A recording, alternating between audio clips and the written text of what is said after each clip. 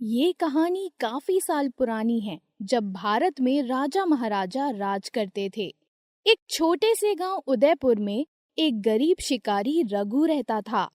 रघु अपने परिवार के तानों से बहुत परेशान था। उसे लगता था कि वो किसी काम का नहीं है।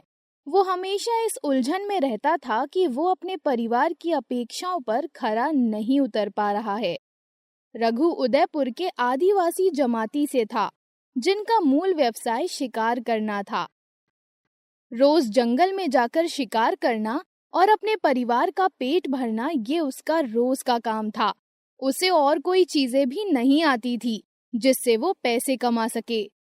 आज वापस कुछ अच्छा शिकार करना, ताकि वो शिकार हम राजा को भेंट देकर अच्छा मोल ले सकें। उस दिन उदास मन से रघु ने अपने धनुष और तीर उठाए और शिकार की तलाश में जंगल की ओर निकल पड़ा। उसकी आंखों में एक नए शिकार की तलाश और दिल में एक नई उम्मीद थी। शायद आज कुछ अच्छा हो जाए। अगर आज कुछ बड़ा शिकार मिल जाए तो मेरे घर वालों को मुझ पर गर्व होगा और राजा भी खुश होगा। अगर उन्हें मैं कुछ कीमती शिकार दूं तो। रघु जंगल में जाने लगा। उसे हर पेड़, हर झाड़ी में शिकार की संभावना नजर आने लगी। परंतु जितना वो चलता गया, उतनी ही उसकी उम्मीदें धुंधली होती गईं।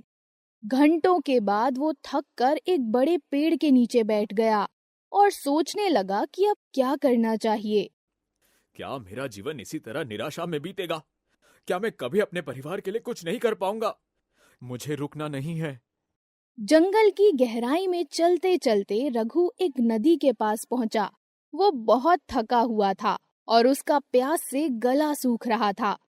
उसे नदी का साफ और ठंडा पानी दिखा और झुककर पानी पीने लगा। तभी उसके हाथ के पास एक सुनहरी मछली तैरने लगी। अरे ये मछली मुझसे डरने के बजाय मेरे पास क्यों घूम रही है? शू शू। रघु रघु डर के मारे यहाँ वहां देखने लगता है। रघु, सुनो, मैं तुम्हारे लिए कुछ पहेलियां और अद्भुत अनुभव लेकर आई हूँ। ये क्या? मछली बोल रही है? ये कैसे संभव है? मैं एक साधारण मछली नहीं हूँ, मैं जादुई मछली हूँ। मैं तुम्हारी मदद कर सकती हूँ। जो उलझन लिए तुम यहाँ आए हो, वो मैं चुटकियों में खत्म कर दूंगी। लेकिन इसके लिए तुम्हें मेरी कुछ बातें माननी होगी। ठीक है, मैं तुम्हारे कहे अनुसार करूंगा। बताओ, मुझे क्या करना होगा? मैं तुम्हें एक एक पहेलियां बताऊंगी। तुम्हें उसे समझकर बिना मुझसे पूछे वो काम करना है। उसके बदले में मैं तुम्हारी जो भी इच्छा हो पूरी करूंगी। रघु को विश्वास नहीं हो रहा था कि एक मछली उससे बात कर रही थी, लेकिन उसकी उत्सुकता ने उसे मछली की बात मानने पर मजबूर कर दिया। क्या ये मछली सच बोल रही है? मैं इसका काम क्यों करूं? और क्या ये सच में मेरी परेशानी हल करेगी? वैसे भी रोज इतना काम करता हूँ, आज मछली का भी काम कर लेता हूँ। पहली पहेली। जीवन में ही साथ उनका, जैसे तपती गर्मी में एक शीतल सहारा।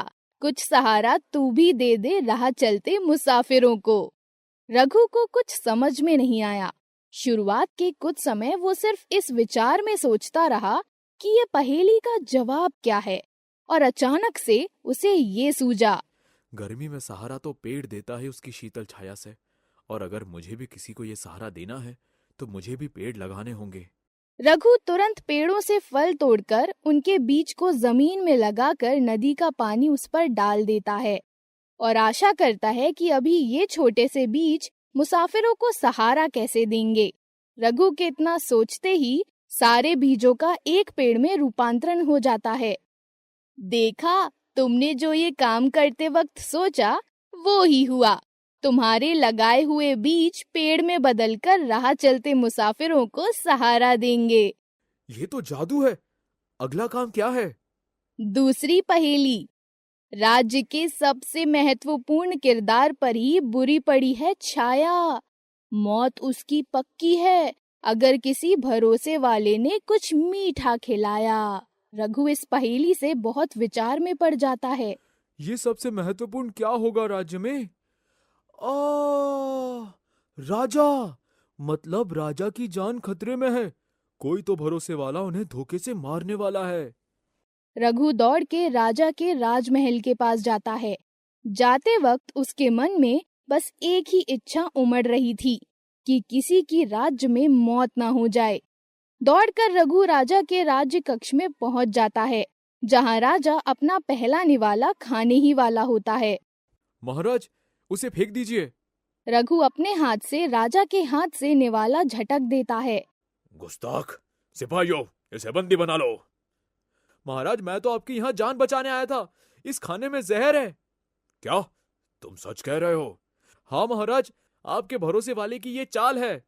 महाराज अपने सैनिकों से कहकर रसोई में बर्तन देखने जब जाते हैं, तभी वहां उन्हें एक चूहा बेहोश पड़ा हुआ दिखाई देता है।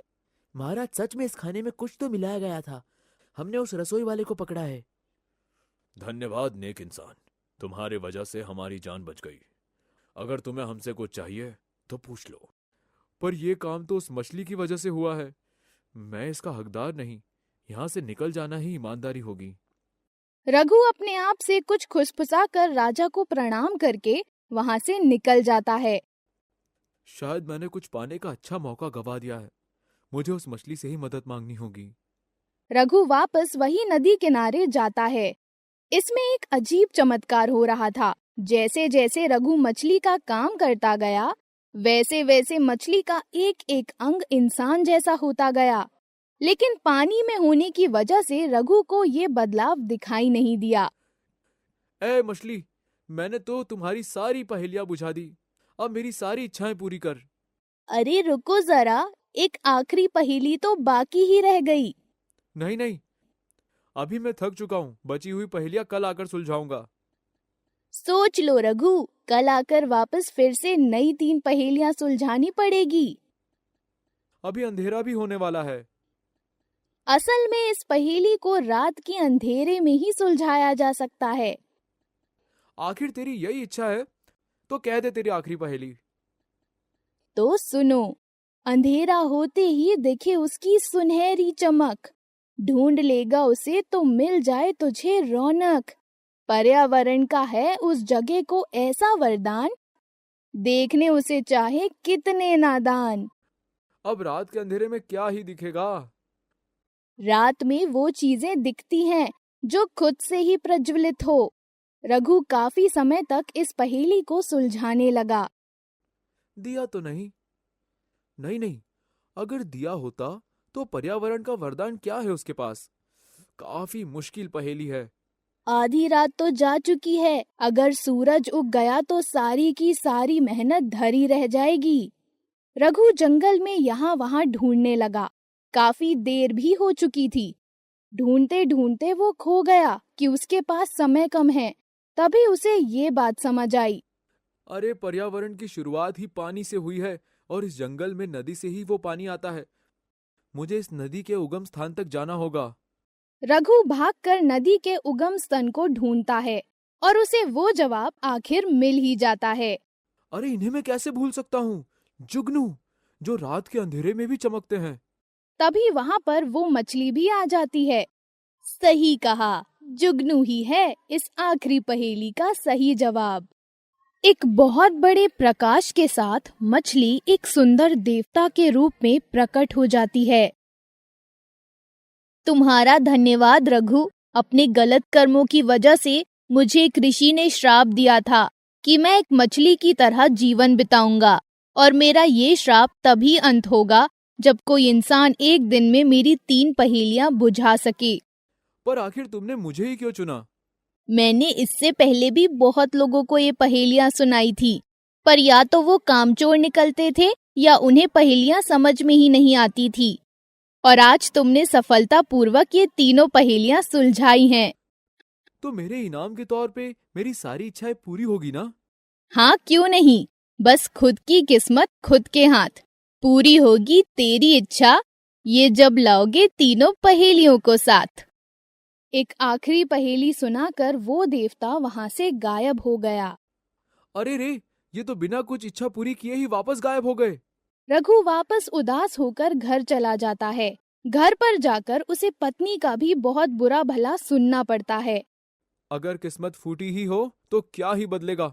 चलो, उस देवता का तो भला हुआ, लेकिन उसने जो आखिरी पहेली क्या कही थी, छोड़ो, जाने दो। तभी वहां से एक बाबा गुजरते हैं। बेटा, कुछ पैसे हो तो दे दो। कहाँ से दूं? मेरी किस्मत ही फूटी है। बेटा, खुद की किस्मत खुद के हाथ में होती है। अरे, यही तो उस मछली ने भी कहा था। रघु तुरंत देवता की आखिरी पहेली सुलझाने लगता है और तुरंत भागकर जुगनू पकड़ने जाता है और उन्हें डिब्बे में पकड़कर राजा के पास लेकर जाता है। महाराज, आपने कहा था ना, मुझे कुछ चाहिए तो पूछ लो। मैं चाहता हूँ आप मेरे साथ जंगल में चले। राजा दिए हुए वचन के अनुसार रघु के साथ जंगल में आ जाते हैं। रघु राजा और पकड़े हुए जुगनू को लेकर पहले पेड़ के पास आता है जो उसने लगाया था। यहाँ तो आ गया, लेकिन अब क्या? तभी रघु को पेड़ की सूखी हुई घास दिखाई देती है। रघु उस घास को हटाकर देखता है तो उसे एक बड़ी सी गुफा दिखाई देती है।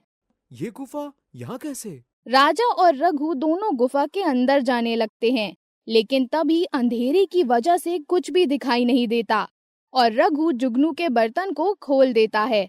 और फिर जो हुआ उससे राजा और रघु दोनों आश्चर्यचकित हो गए। अरे, ये तो हमारे पूर्वजों का खजाना है जो चोरी हुआ था। लेकिन कैसे महाराज? हमने ये बात सबसे छुपा कर रखी है ताकि हमारा अपमान ना हो। पर आज वापस तुम्हारी वजह से हमें खोया हुआ खजाना वापस मिला है। बोलो, क्या चाहिए तुम्हें? बस एक नौकरी। वैसे करते क्या हो तुम? महाराज, मैं एक शिकारी हूं। तो तुम आज से राज्य के सैनिक धुरंधर बनोगे और खजाने में से कुछ हिस्से पर तुम्हारा भी हक है। राजा की बात सुनकर रघु खुशी से नाचने लगा और अपने अच्छे कर्मों की वजह से वो एक गरीब घर से एक पक्के घर में अपने परिवार के साथ खुशी से रहने लगा।